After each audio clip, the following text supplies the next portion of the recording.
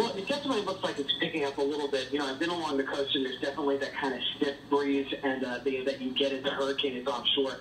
And the sea is getting quite a bit more choppy, and we're getting periods of rain. Nothing too bad yet. You know, the worst of the conditions here are about like 12 to 18 hours away. But we're just starting to get in it. It feels like. And Josh, are you seeing people out and about, or has pretty much everyone, locals and visitors, have they all hunkered down right now?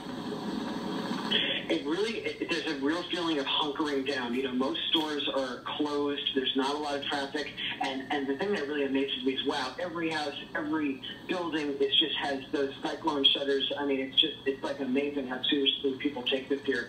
People are very concerned. You know, Nassau, this island, New Providence Island, where the capital Nassau is, this little tiny island has 70% of this nation's population, and they haven't had a direct hit by a major hurricane probably since Hurricane Betsy in 1965.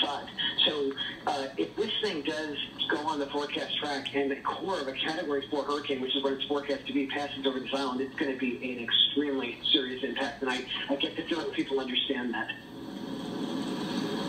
We're looking at live pictures from space now of this view from space of Hurricane Matthew. And Josh, one more question. Just talk about where you plan to ride this storm out and the elevation of the building you're in. Yeah, that's a great question. So I'm on a resort on the north coast, and actually the elevation is only a few feet above sea level, so we're going to have some massive storm surge flooding. But this is a big building with multiple floors, and we should be fine. That having been said, if the eye of the hurricane is looking to pass just a little west of the island, I might actually ride out the storm in another hotel further west on the island so I can kind of get deeper in the storm if it looks like the core of it is going to stay just offshore or to the west of us. So I'm still trying to figure out my exact location, but we'll be safe either way. All right, good to hear. Stay safe. That's Josh Morgan, Storm Tracker, reporting on the phone now from Nassau, Bahamas. In the Bahamas, basically ground zero right now for the latest impacts from Hurricane Matthew. Let's check in now with our hurricane specialist, Carl Parker, and talk about this. And Carl, talk about what Josh was talking about, the duration, the timing of the impacts there from Matthew as it churns through the Bahamas. How long will they be dealing with Hurricane Matthew? Well, Paul, it's now moving through the central part of the Bahamas, and it's going to make its way towards Nassau tomorrow morning. It could well be that the eye wall of the storm moves in somewhere around 4 to 5 to 6, 7 o'clock in the morning, and coming right into, as he mentioned, the most populous part of the Bahamas. So this is not good news. It does appear to be sort of making a beeline for Nassau right now. It's going to come very close to hitting them directly if it does not actually do that.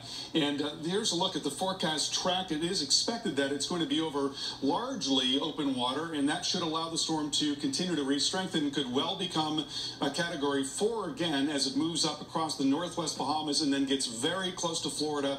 Big forecast question is, where exactly is it going to be along the coast of Florida and Georgia and South Carolina? Is it going to be just a little offshore, or is it going to be partially onshore, in which case we'll maximize the impacts of the storm in terms of wind and surge and rain and everything? But in the long-term forecast, it no longer appears that it's going to go to the northeast, but rather it will move out to the east, somewhere between South and North Carolina. So that may mitigate the impacts there in North Carolina in particular.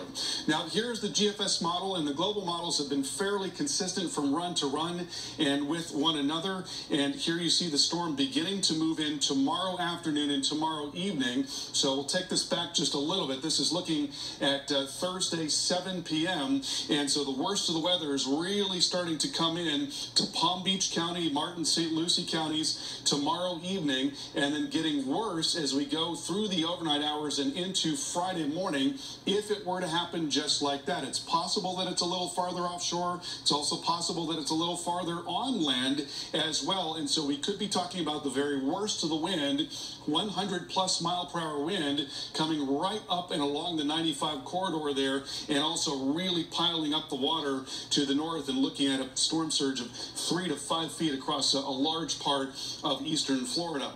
There you see the storm lifting up towards the northeast part of the state late on Friday and continuing farther northward into Saturday. So the power outages are likely there across much of the eastern half of Florida and possible for just about the entire state. We'll have much more on Matthew coming right up.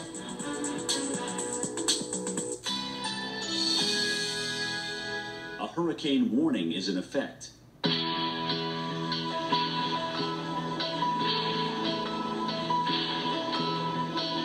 Currently in our area, 88 degrees under mostly cloudy skies.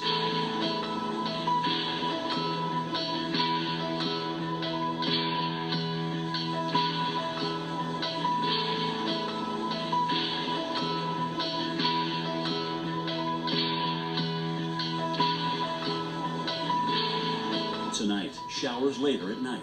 Low 76. Chance of rain 60%. Thursday, cloudy with showers. High 85. Chance of rain 50%. Here's our 7-day outlook.